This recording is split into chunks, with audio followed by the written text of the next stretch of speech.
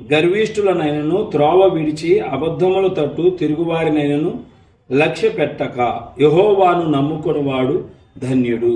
దేవుని బిడ్డలారా, చదివిన ఈ వాక్యంలో మనకేమని కనపడుతుంది అని అంటే, మీరు లక్ష్య పెట్టక అని మనం చూస్తున్నాం. మనం లక్ష్య పెట్టక, ఎవరిని లక్ష్య పెట్టక అని అంటే, ఎవరి వైపు మనం చూడక, ఎవరిని మనం ఆనుకోక, ఎవరిని మనం ఆధారం చేసుకోక, ఎవరిని మనం అనుసరించక అని అంటే, గర్విష్ఠులనైనను అలాగే త్రోవ విడిచి అబద్ధముల తట్టు తిరుగువారినైనను అని మనం చూస్తున్నాం. ఎందుకనంటే వారు వెళ్ళేటువంటి మార్గము వారిని నాశనానికి నడిపించింది. నష్టాల్లోకి, కష్టాల్లోనికి, శ్రమల్లోకి, సమస్యల్లోకి, వ్యాధుల్లోకి, బాధల్లోకి తీసుకొని వెళ్ళింది.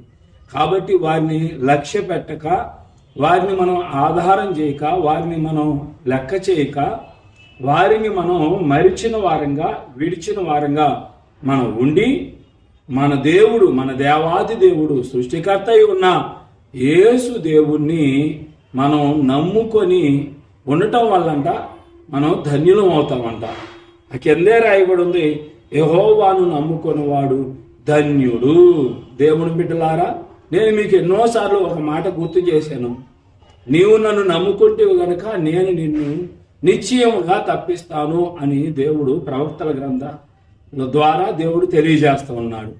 ఆయన నమ్ముకున్న వారిని ఆయన తప్పించేవాడని.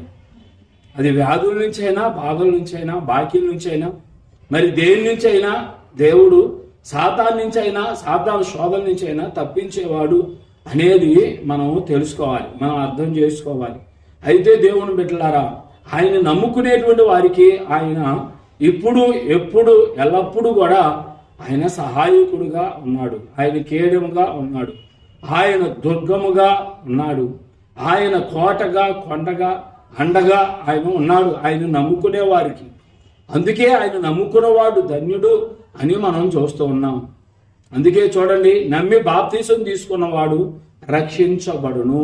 మరి ధన్యుడే కదా, నరకం నుంచి తప్పించబడి స్వర్గం అనేటువంటి ఆ ధన్యతను, పరలోక రాజ్యం అనేటువంటి ఆ ధన్యతను పొందుకుంటాడంట ఆయన్ని నమ్ముకునేవాడు.